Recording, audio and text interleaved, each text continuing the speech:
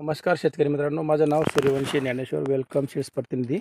आपण कानासवाडामध्ये प्रगतशील शेतकरी यांच्या शेतात आलो आहे. त्यांचा आपण परिचय जाणून घेऊ. दादा, तुमचं नाव सांगा ना.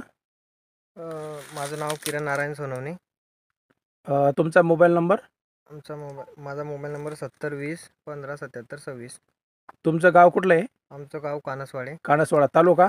तालुका जिल्हा जळगाव. तालुका जिल्हा जळगाव. आता ही जी वरडी लागवड केली, कुठली कंपनीची वरडी लावली? या मी वेलकम 46 म्हणून लावलेली आहे. काय तारखेला लागवड केली? आमची 20 मार्च म्हणून लागवड आहे. 20 मार्च 2024ला लागवड केलेली आहे. आतापर्यंत किती तोडे झाले?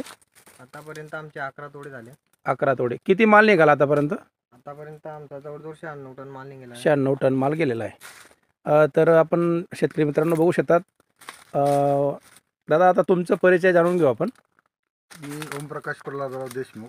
ओमप्रकाश प्रल्हादराव देशमुख, सेनगाव येथील रहिवासी आहे. हां. हिंगोली जिल्हा. जिल्हा. मी माजी जिल्हा परिषद सदस्य आणि आता नगरसेवक आहे. ओके. आणि मी जळगाव येथे कानासोना या ठिकाणी बघायला आलो आहे. पपई वेलकम 46 WS46 या पपईला बघण्यासाठी आलो आहे. एकदम छान फळ आहे आणि मी एकदम खुश झालो आहे फळ बघून. माझ्या मनात जे द्विधावस्था होती, तायवान लावावं की WS लावावं, तर ही आता समस्या माझ्या मनातली गेलेली आहे आणि मी या पपईला चूज केले आहे. आणि मी 8000 झाड लावायला या पपईचं सेनगाव येथे 8000 रोप आजच बुक केलं तुम्ही? आज बुक केलं आहे. जळगावला रामबाटेक नर्सरीवरती बुक केलं आहे आपण. रामबाई बायोटेक नर्सरी या ठिकाणी बुक केलेलं आहे. बरोबर. आता गेल्या वर्षाचा अनुभव पण आहे. सरनाईक साहेब, आपला परिचय सांगा, कारण तुम्ही गेल्या वर्षी वेलकम 46 लागवड केलेली आहे. तुमचा पण एक अनुभव महत्त्वाचा आहे आमच्यासाठी. मी शंकर गोविंदराव सरनाईक, मुक्काम पोस्ट चिखली, तालुका रिसोड, जिल्हा वाशिम. माझ्याकडे 2 एकरची लागवड केलेली मी.